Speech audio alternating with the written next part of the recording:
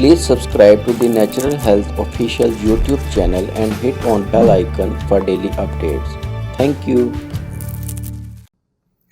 बिस्मिल्लाहिर्रहमानिर्रहीम। अस्सलामु अलैकुम नाजरीन, natural health official YouTube channel में इरफान पाशा आपकी खिदमत में हाजिर है। नाजरीन, रोटी और नान ईद के दिनों में ख़ास तौर पे और आम तौर पे पूरा साल हम लोग बहुत इस्तेमाल करते हैं, बाज़ार से लेकर।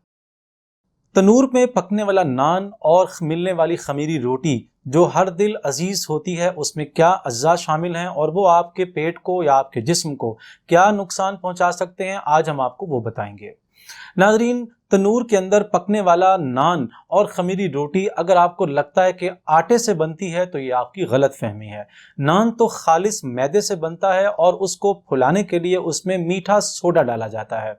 मीठा सोडा अगर थोड़ी सी मिकदार में इस्तेमाल किया जाए तो ज़्यादा नुकसान नहीं होता, लेकिन जब हम नान का इस्तेमाल ज़्यादा करते हैं तो ये हमारे निज़ाम हज़म को ख़राब कर देता है, हमें कब्ज़ की बीमारी में मुब्तला करता है और मैदा और मीठा सोडा मिलकर हमारी अंतड़ियों के अंदर जो ग़िज़ा है उसको जमा देता है और हमारे हाजमे को रोक देता है। निज़ाम हज़म की इस खराबी की वजह से कब्ज़ की बीमारी होती है। इसी तरह पेट के अंदर फैट्स पैदा होती हैं और वो पूरे जिस्म में मुंतकिल होना शुरू हो जाती हैं, जिससे कोलेस्ट्रॉल बढ़ता है। कोलेस्ट्रॉल बढ़ने से आपको बहुत सारे नुकसान होते हैं, यानी ब्रेन हैमरेज का खतरा है, आपको हार्ट अटैक का खतरा है। इसी तरह से आपके जो किडनीज हैं, गुर्दे, उनके भी ख़राब होने का खदशा रहता है।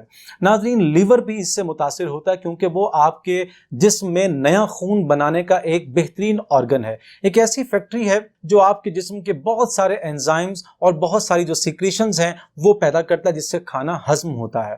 लेकिन मैदा का ज़्यादा इस्तेमाल करने से हम लोग इन सारे निज़ाम को ख़राब कर देते हैं। रही खमीरी रोटी, खमीरी रोटी भी अगर जो लोग समझते हैं कि ये आटे से बनी हुई है तो ये याद रखें कि ये आटे से नहीं बनती, बल्कि ये भी मैदा होता है, यानी सफ़ेद आटा होता है। और सफ़ेद आटे में अगर थोड़ा सा दूसरा आटा मिक्स भी कर लें तो इसको फुलाने के लिए वो ओरिजिनल खमीर इस्तेमाल नहीं करते हैं, बल्कि मीठा सोडा डालकर इसको फुलाने का एहतमाम करते हैं, और ये भी हमारे लिए उसी तरह नुकसानदेह है। सादा रोटी जो आम तौर पर तनूर में बनती है, अगर आप वो खा लें तो वो किसी हद तक बेहतर है, लेकिन सबसे अच्छी रोटी वो है जो चक्की के आटे की रोटी है और घर में पकाई गई है।